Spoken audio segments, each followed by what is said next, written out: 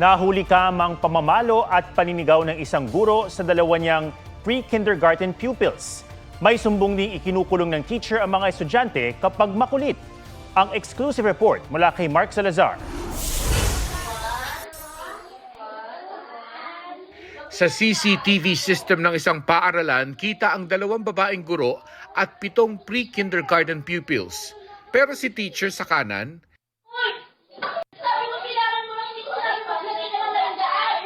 hindi lang pinalo ang batang lalaki, tila inambahan at binulyawan pa niya ito.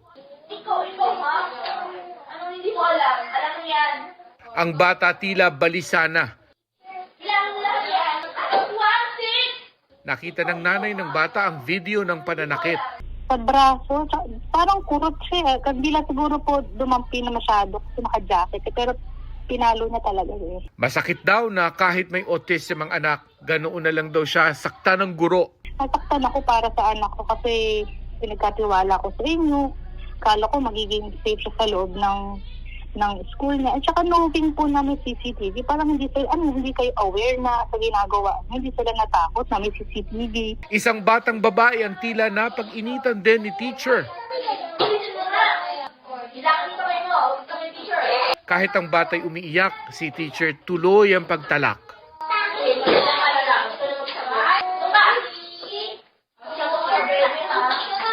Naiiyak po ako sa ginawa sa anak ko. Hinampas po siya sa kamay. Sabi namin, ay bakit ganun? Halos baliin niya na po yung daliri ng maliliit na daliri ng anak ko. Ang sabi po nung teacher niya, masyado kang pabebe. So which is sa nagtuturo ng mga ganun mga edad na bata, which is mali eh. Hindi ka dapat magaganon. Isinumbong din daw ng mga bata na ikinukulong sila kapag makulit. May tinatawag kasi silang dark room eh. Ang dark room pala nila itong at Sabi ng mga magulang, nagsorry na raw ang guro pero desidido pa rin daw silang maghabla. Nakausap naman namin sa telepono ang nagpakilalang may-ari ng paaralan. Humingi siya ng panahong mag-imbestiga bago magbigay ng pahayag. Wala pang tugon ng DepEd sa nangyari. Mark Salazar, nagbabalita para sa GMA Integrated News. Ang Rodrigo Roa Duterte.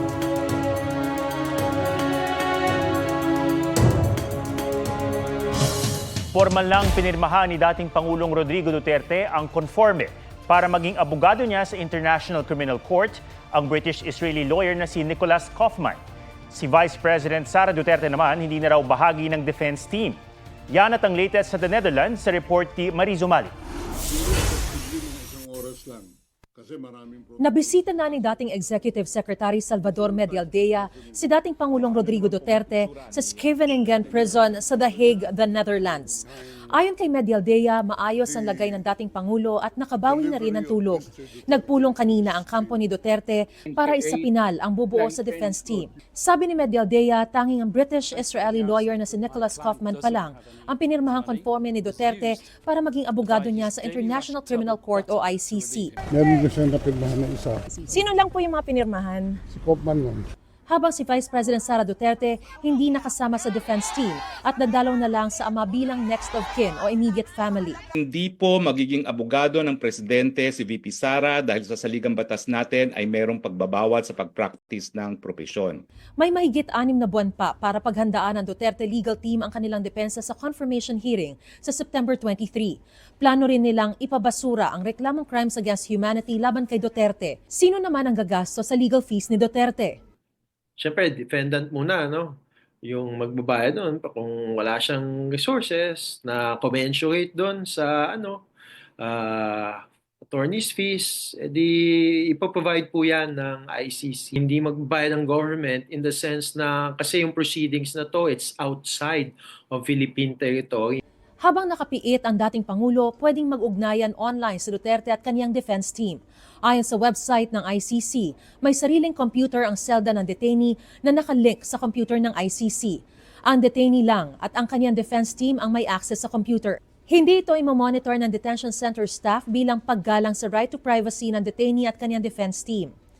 Batay sa application para sa warrant of arrest ni dating Pangulong Duterte sa ICC, kabilang sa mga ginamit na ebidensya ang witness statements, mga talumpati at public statement ni Duterte, kaniyang mga kautusan at memoranda, mga dokumento mula sa PNP at ibang ahensya ng gobyerno, pati na ang mga drug watch list na nilikha ng mga otoridad.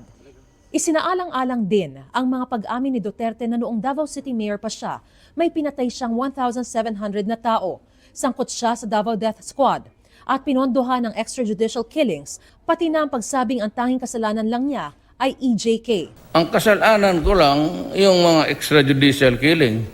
Isinaalang-alang din ang mga banta niya na pagpatay sa mga sangkot sa iligal na droga sa kanyang inaugurasyon bilang Pangulo. Nasa 6,000 biktima ang tinukoy ng abogado ng mga biktima ng extrajudicial killings umano sa ilalim ni Duterte. Pero 43 biktima ng Davao Death Squad at Duterte Drug War lang ang ipipresenta sa ICC. The prosecutor, based on his prosecutorial discretion, chose these emblematic events or murders. Sakaling mapatunayang guilty si Duterte, maaaring makatanggap ng reparation o danyo sa mga biktima o kaanak nila. Dapat itong bayaran ng sentensyado.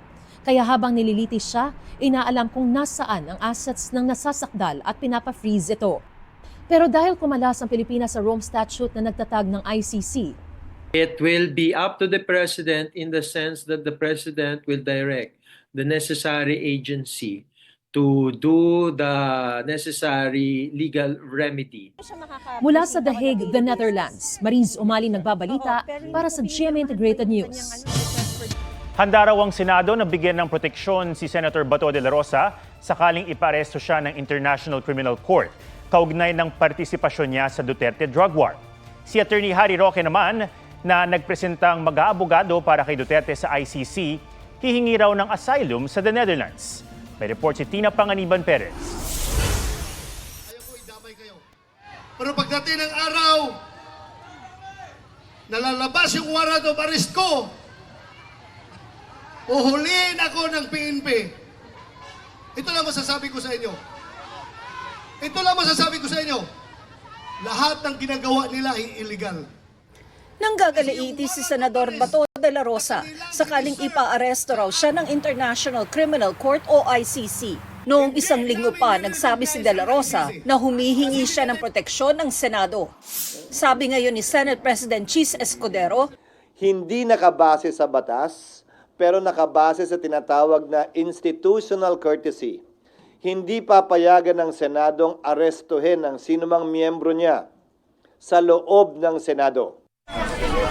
Noong kasuhan at isyuhan ng arrest warrant, sina dating Senadora Laila de Lima noong 2017 at dating Senador Juan Ponce Enrile, Jinggoy Estrada at Bong Revilla noong 2014, pare-pareho silang sumuko. Hindi naman daw nagtakda ng time limit ang mga nagdaang Senate President. Pero malinaw rin na hindi unlimited ang pananatili sa loob ng Senado.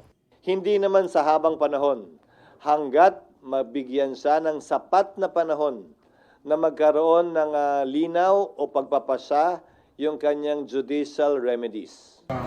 Ang paraan ng pag-aresto kay dating Pangulong Rodrigo Duterte na pinuna mismo ng abogado niya sa ICC Pre-Trial Chamber na si dating Executive Secretary Salvador Medialdea.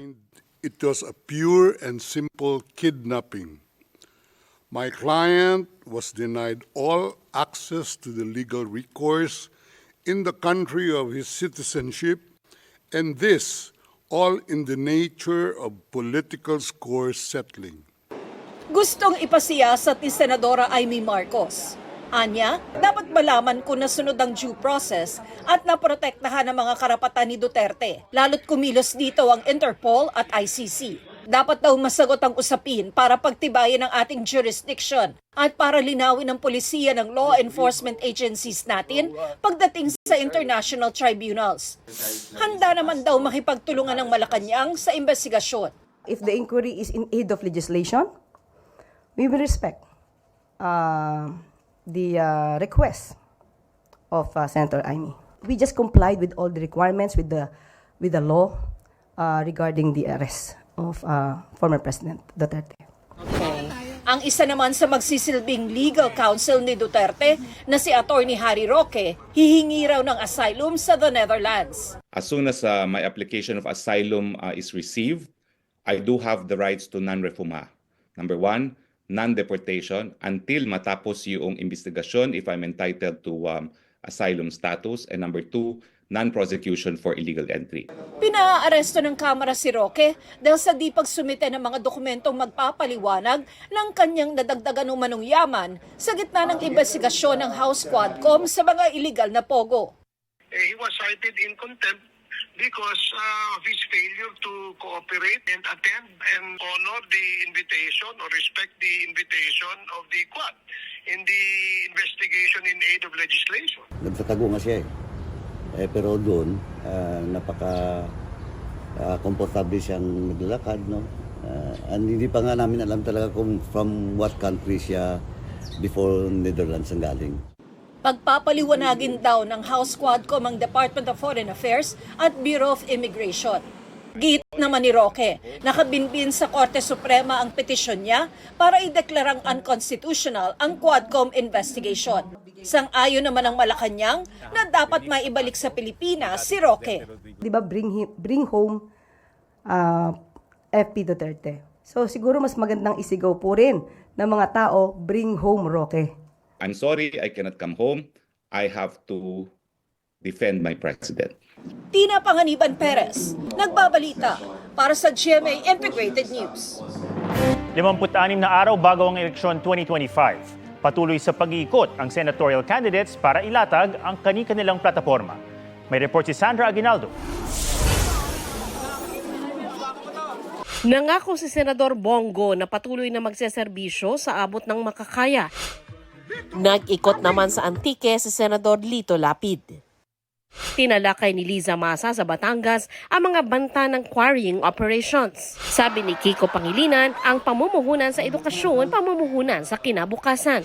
Para kay Ariel Quirubin, dapat itaas ang pensyon depende sa inflation rate. Paalala ni Benher Abalos sa OFW sa Singapore, exercise your right to vote. Tiniyak ni Bam Aquino ang pinalakas na batas sa libreng kolehiyo. Nakipag-meet and greet sa mga taga-Pasig si Senadora Pia Cayetano. Si David De Angelo, iginiit na dapat muling sumama sa ICC ang Pilipinas. Nag-ikot sa mga pamilihan sa Parañaque si Attorney Angelo de Alban. Patuloy naming sinusundan ang kampanya ng mga tumatakbong senador sa eleksyon 2025. Sandra Aguinaldo, nagbabalita para sa GMA Integrated News. Kinilala bilang Communicator of the Year sa Executive Leader category ng International Association of Business Communicators o IABC Asia Pacific si GMA Network Chairman of the Board Advisor at Chairman ng Programming Committee, Attorney Felipe L. Gozon. Si Attorney Gozon ang ikatlong Pilipinong nakakuha ng award na ibinibigay sa katangi-tanging leader sa industriya ng komunikasyon. I would like to thank IABC Asia Pacific for this very great honor. Being named Communicator of the Year in the Executive Leader category by a very respected global community of communicators is deeply meaningful to me. This recognition holds even greater significance in a year of convergence. The 55th anniversary of the IABC, the 75th anniversary of our company, GMA Network, and receiving this prestigious award at the age, my age, of 85. Ang IABC Asia Pacific ay isang organisasyon ng professional communicators mula sa iba't ibang industriya na layong tukuyin at ibahagi ang best communication practices sa buong mundo. Sa aming panayam, sinabi ni Attorney Gozo na may mga hamon na kinakarap hindi lang ang industriya kung hindi ang buong bansa. There are many challenges now facing the network and we are trying to address them. But today, the problem is really fake news. How to be truthful in news reporting. Attorney Gozon is an impressive individual. He's a leader that through his communication with his team, he inspired the people to recognise the importance of the Philippine culture. And it was, I think, this collaboration and this bringing these people together that made GMA what it is today. And for that we recognise the importance of his work and award him the Communicator of the Year. Huwag magpahuli sa mga balitang dapat niyong malaman. Mag-subscribe na sa GMA Integrated News sa YouTube.